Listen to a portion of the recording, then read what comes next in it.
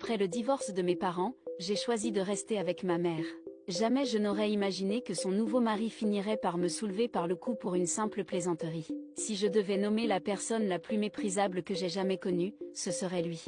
Mes parents avaient à peine 19 ans quand je suis née. Petite, ma mère et moi étions inséparables. On faisait tout ensemble. Mais ce lien s'est vite brisé. Vers mes 10 ans, ils ont divorcé et m'ont laissé choisir avec qui je voulais vivre. J'ai naturellement choisi ma mère, pensant que rien ne pourrait briser ce que nous avions. Je me trompais. Un an plus tard, elle m'a présenté son nouveau compagnon, Ernesto, un ancien sergent de l'armée, grand, froid, au regard dur.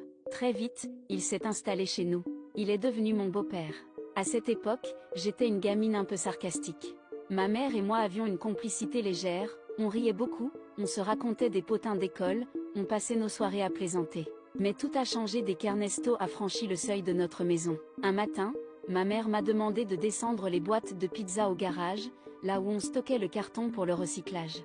En rigolant, je lui ai dit non, tout en les ramassant quand même. Je les ai posées sur la pile, en me retournant pour rentrer, je suis tombée nez à nez avec Ernesto. Il était entré sans bruit derrière moi. Sans un mot, il m'a attrapé par le cou et m'a soulevé contre le mur de la maison. Mon corps de 12 ans suspendu dans les airs.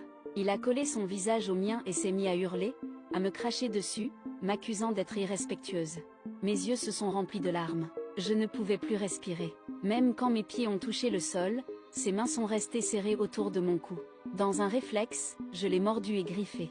Il m'a lâché en entendant les pas de ma mère dans le couloir. J'étais en état de choc.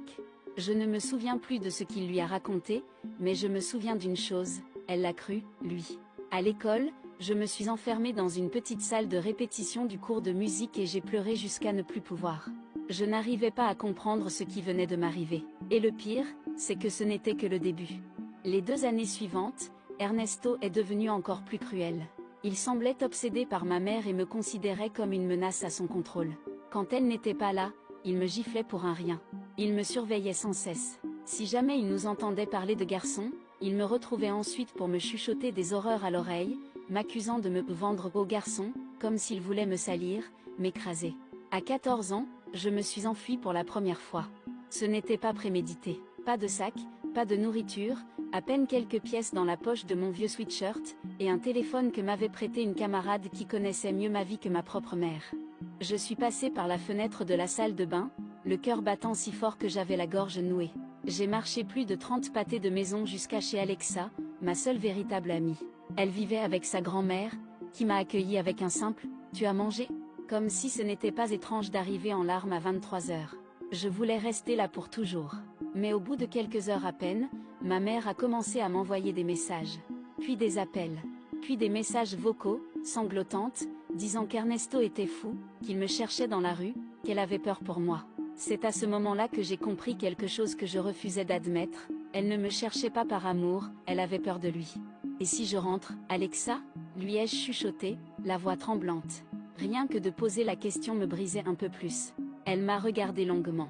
Sans un mot, elle est allée chercher son téléphone, a parlé à sa grand-mère, puis s'est rassise à côté de moi. Si tu rentres, combien de temps avant qu'il recommence à te frapper? C'était la seule question que j'avais besoin d'entendre.